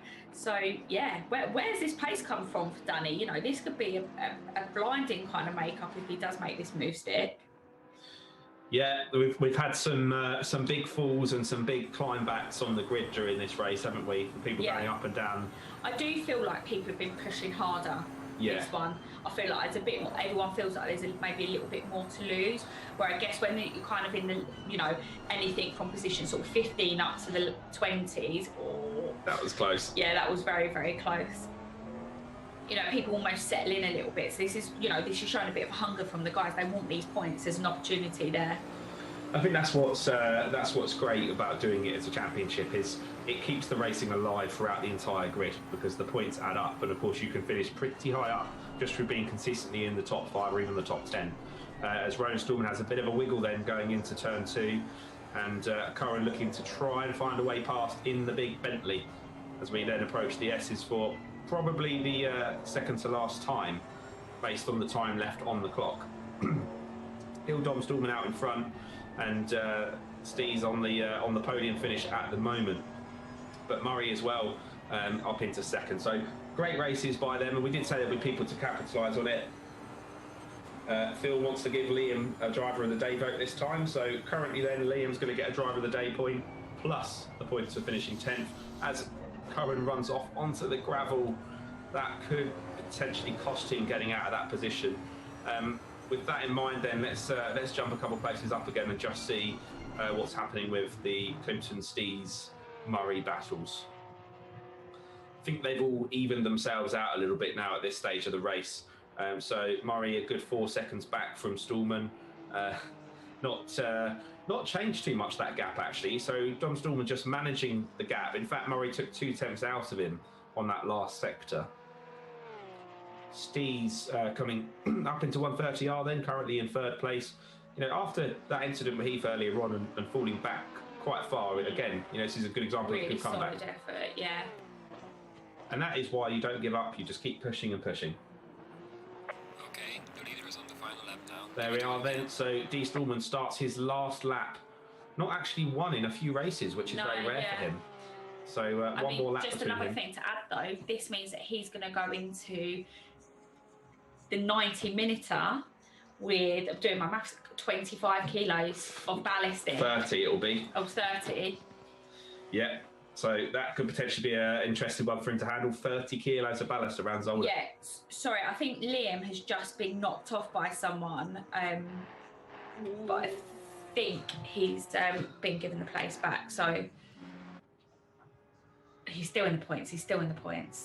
This is a battle for the point. That was Daniel Cedro who potentially gave him that point back then, or place back. Place back, yeah, he did, which is, again, fair and square. That's what we like to see within this as a community. So that means that John Kidd has now got on the back. So there's now a battle between Sharman Cedro and John Kidd. 3 of the newcomers all battling for the final points position. And it will be their first points in this championship. Yeah, that's all to play for. Or they've still got a lap as they go across the line. Right, what's going to happen then? We're going to make sure we see D. Stallman cross the line and then instantly jump back on this, because he is already about halfway around the lap. And then these 3 have got it all to play for. Can Sharman hang on? No pressure, Ben, in the background, but don't mess the cameras up. Because we want to see this unfold desperately. So Grant has put Liam for driver of the day. Phil has put Liam for driver of the day as well. And I've got to be honest, sorry, Karen, I might change my opinion here, but when we jump back to this battle, I can't vote, but yeah, I think I would go for it as well. So D. Stallman then coming through the Casio Triangle chicane for the last time. That gap stayed within the same couple tenths the last 3 or 4 laps between him and Murray. So Murray doing well to hold on to the gap. But it's D. Stallman back on top once again as we come to Suzuka in Japan. Wins the second race of the night, coming in second place. David Murray, great best result for him so far. Let's quickly jump back to Liam, and I think Cedro seems to be playing a little bit. Oh, they come together! Oh, and John Kidd's going to do a nil. He's going to do a nil Kidd here. No, that's Cedro. That's Cedro that's in the lead of the 3 cars at the moment. There you go. No! So John Kidd's come off. Sharman then is... Sharman's in 11th. He's giving him the Cedro's giving them place back, I think. So that he can race for the last couple of corners, I think. Look. He's going to have another go at doing it. I mean, this is really fair sportsman-like racing. I love it. So Liam's got loads and loads of damage as well from what I can hear in my ears. But what great sportsmanship from Cedro there. That's exactly... that's exactly what we want to be seeing. You can see the bonnet on that Bentley is hanging out all over the place. Put it away, Liam. We don't want to see it. McLaren, you said Bentley. No, McLaren. You said Bentley. That's very much a McLaren. No, I know. Okay, I think he's going to hang on to it. Liam Sharman. There we go. I'm really happy for him. And... Oh, we've had Kate Gillett come in and give Kirk the driver of the day point, but because Phil and Grant voted for him, that will give it to Liam. So Liam not only scores his first points finish, but gets the driver of the day point as well, which I think is very, very appropriate. Yeah, that was a really good race. I really enjoyed it. That was good, wasn't it? I mean, there were definitely winners and losers in all of that. I mean, first of all, well done to Dom Stallman, back on top after a couple races with some bad luck. So great stuff by him. I mean, I say bad luck. He was finished 3rd in the first race. I mean, let's be honest. If all of them there have had a fantastic race. There's been a lot of action that's happened, a lot of battles within battles that's been going on. Yeah, okay, there's been a few sort of little bits that going on, but I think that's probably the most hungry we've seen everyone race. And again, that show it keeps the championship alive, doesn't it? Yeah, absolutely. Murray is wheeling around everywhere, loving life. As I say, that was his best result he's ever had racing with us, coming in 2nd place. Interesting to see Roland Stallman, just that little bit out of shape compared to Dom Stallman. They were always very close to each other when we first started this, but Dom just seems to have found that little bit of pace. A little bit of pace over the old man at the moment, being the father and son team. Well, let's just take a moment to digest that, shall we? Because that was a pretty awesome race, I thought.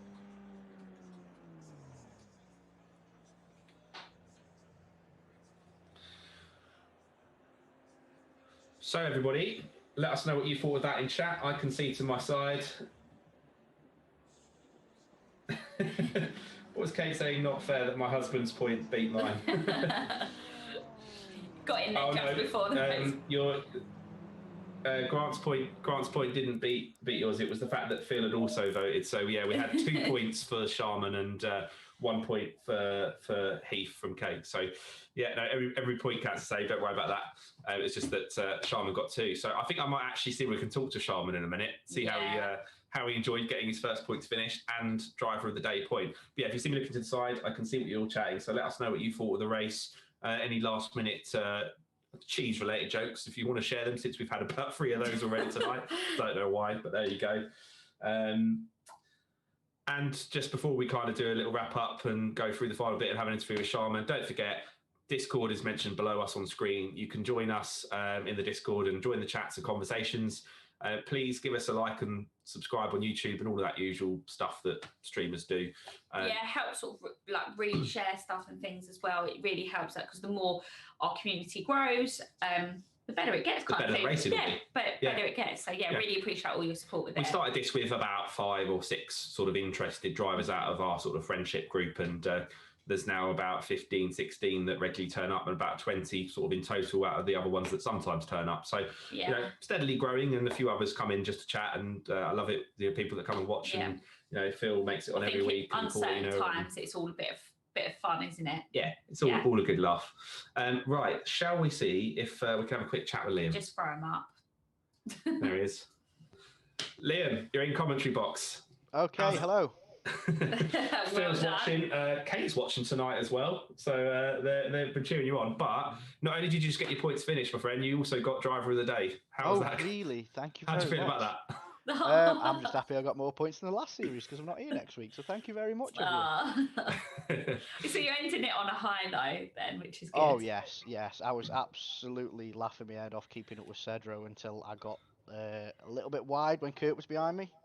And completely ruined it. Hit a wall. And yeah, we saw that. Oh, so it was self-inflicted. It really was self-inflicted. That was. I was just trying so hard to keep Kurt behind me, just because, so I could brag him rights for tomorrow. Really, it just didn't work. But I'm really grateful to Cedro. So if he is watching this at some point, he gave me the places back after he shunted me twice in the last 2 laps. Yeah, I think that was one thing that we've just said. It shows great sportsmanship, like what he did, and that was. I'm really grateful for that. Yeah, and it was nice actually. The whole race was pretty much just our normal usual suspects, apart from one other pubber in there. So it was nice. Everyone was kind of all racing hard but fair like that. Yeah. What I wanted to ask you then, so that sounds like it was when you went off, but we cut the camera to you, John Kidd, and Cedro all having that little battle just as the cars were kind of spinning around all over the place. Yes. What happened there then? Cedro running the back on me, outbraked himself, but obviously it all happens. Yeah, and then gave you the place back. Yeah, and he gave me the place back. He did it on the previous lap as well, but he was really, like I say, true racing. Just let me have the place back. Which I think if you watch my steering, I was 90 degrees for the last lap. Yeah, it looked like you had a bit of damage going on. Yeah, no, it was. You could see the bonnet hanging out all over the place. Well, I enjoyed the hell out of that one. You nursed it home. Yes. No, good man. I'm going to throw something random at you now, because for some reason in the live chat, people have been sharing their favourite cheese-related jokes all night. I know that sounds crazy, but Kate Gillick said, "What do you call a dinosaur made of cheese?" Do you know the answer before I tell you? I don't know. No. Gorgonzilla. Gorgonzilla. Right, that's pretty cheesy. There you are. That's your ending statement of this championship. There we are. Cheesy. I won't bother telling you the rest. That was You can watch them back. Of course, I will be watching tomorrow. Charlotte's loving life. Yeah, I've got the giggles. Cool. Well, good man. We'll catch up with you afterwards, I'm sure. But yeah, good job again. That was mega race. Yeah, well done. Thank you very much. Amazing. Good fun. Cool. Thanks for that, Kate. That was a good one. I can see it. I was giggling. I thought he might know. You never know. Yeah. Right, okay. Let's not waffle away too much. Yeah. That was awesome fun. I hope you all enjoyed that. Don't forget, we're back for our final round of the series already next Tuesday. I think the clocks go back as well between now and then, so don't get caught out by that one. Just to put that reminder out there. I think it means we get an extra hour's sleep though, so it's the good way. So that's all fun. My phone does it for me, so. Good stuff. But yeah, so we will see you then for that. Do you have any last comments to add before we say goodbye? Yeah, no, just mega racing again. I think really good sportsmanship overall by everyone. Pretty drama free in the grand scheme of things. So yeah, looking forward to going into this 90-minute. Perfect. Be a good one. All right. Well, thank you again, everyone. Thank you for taking the time to watch, comment, and do give us a follow on socials as well if you can. And we will see you very soon for our final race next week. Ain't shady, baby, I'm hot like the prodigal son. There we go. Green lights, and we're off once again.